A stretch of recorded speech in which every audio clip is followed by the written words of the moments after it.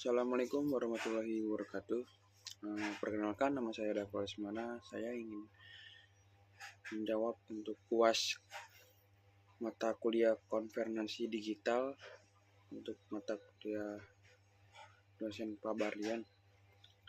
Saya jawab pertanyaan untuk kasus 1. Yang pertama itu teknologi cerdas, smart teknologi. Dari kondisi teknologi cerdas, pemerintah telah menginvestasikan 500 miliar untuk teknologi state of the art guna mencapai zero to five contact. Dari akar kegagalannya, teknologi bersifat berbug out gigo.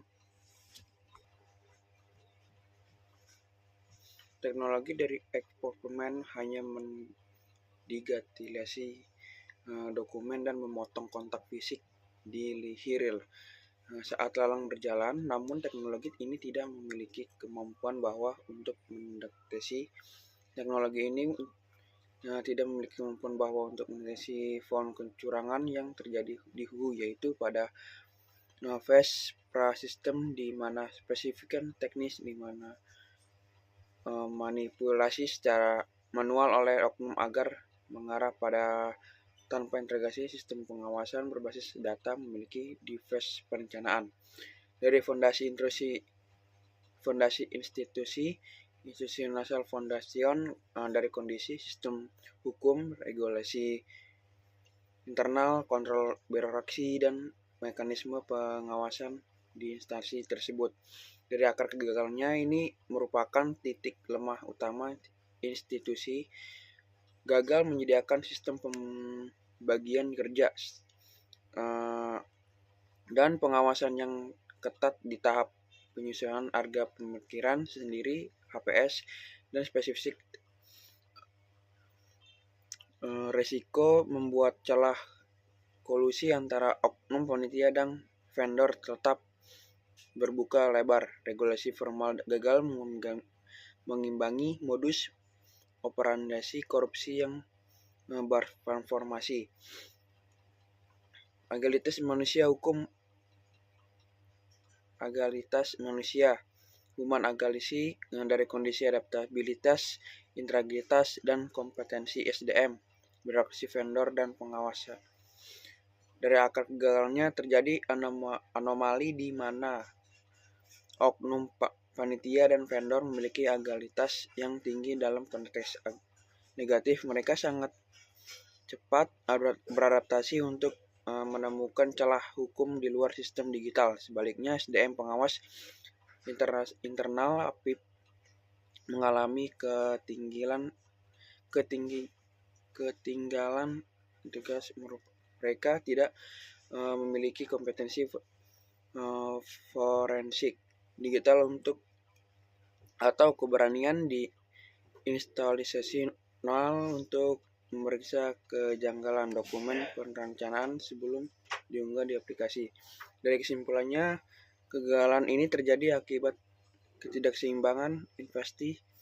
Pemerintah terlalu berfokus pada teknologi cerdas, namun mengabaikan fondasi untuk institusi hukum dan pengawasan hulu, dan gagal membangun integritas serta kapabilitas manusia yang mengoperasikannya. Selanjutnya nomor 2 itu saya mengisi merusak efisiensi responsivitas dalam pelayanan publik. Tidak boleh diartikan sebatas kecepatan teknis berapa detik. Sistem meletakkan laporan secara otomatis. Responsivitas sejati mencakup ketepatan perlakukan dan pembentukan skala prioritas. Ketika warga melaporkan krisis infrastruktur lokal, misal jembatan putus atau pipa air bersih bocor parah, mereka menyampaikannya laporan dengan tingkat stres dan urgensi tinggi. Algoritma NLP yang kaku hanya membaca kata kunci secara seksual tanpa memahami urgensi emosional di balik teks tersebut. Akibatnya laporan ditangani secara dingin dengan balasan template otomatis yang lambat. Dieksekusi menyamakan krisis dengan keluhan administrasi biasa. Selanjutnya, merusak kepercayaan publik atau public trust. Pelayanan publik adalah instrumen utama negara untuk membangun integrasi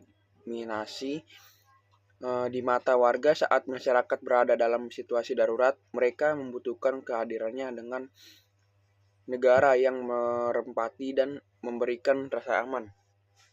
Dari jawaban bot AI yang berkata kaku dan dingin, menciptakan persepsi bahwa pemerintah bersikap apatis, tidak peduli, dan bersembunyi di balik dinding teknologi. Alih-alih merasa terbantu, warga merasa diabaikan oleh mesin. Ketiadakan sentuhan kemanusiaan hukum pada momen tersebut inilah yang menjawabkan kepuasan anjlok dan meruntuhkan kepercayaan publik terhadap program Smart City. Selanjutnya nomor 3. Yang nomor 3 itu understand the context of use. Warga lansia dan suburban lebih menyukai komunikasi verbal, interaksi tatap muka, dan penggunaan aplikasi pesan instan sehari-hari yang sudah familiar seperti WhatsApp daripada mengunduh aplikasi Smart City baru yang rumit. Dari spesifik user requirements, antarmuka harus sederhana, minim teks, berbasis ikon atau suara. Respon harus melibatkan manusia dan akses fisik harus tetap tersedia di lingkungan komunal mereka. Dari komponen 1, jalur Omni, channel terintegrasi, Omni channel upward, WhatsApp bot berbasis suara, voice command. Warga tidak perlu mengetik atau membuka aplikasi khusus. Mereka cukup mengirimkan voice notes, pesan suara ke nomor WhatsApp resmi kota.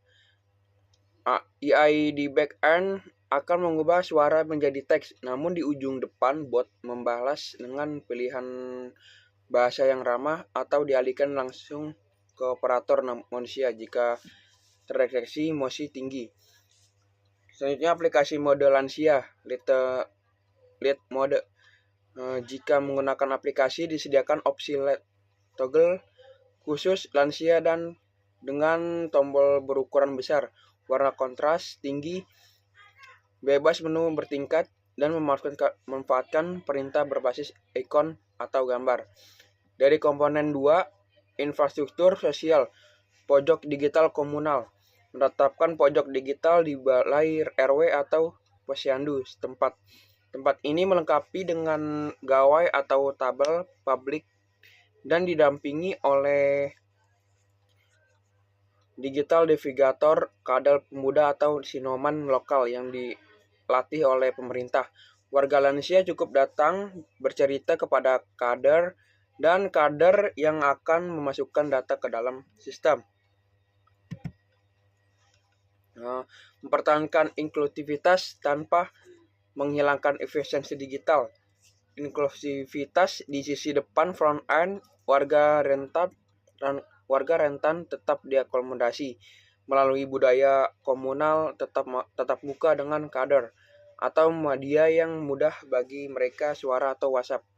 Tidak ada warga yang tertinggal, no one left behind, akibat keterbatasan literasi. Efisiensi di sisi belakang back-end, data dari digital navigator maupun WhatsApp bot tetap bermuara pada satu database cloud Smart City yang sama. Proses disposisi di ke dinas terkait, pelacakan feromona, dan analisis data analitik tetap berjalan 100% digital, otomatis, dan efisien.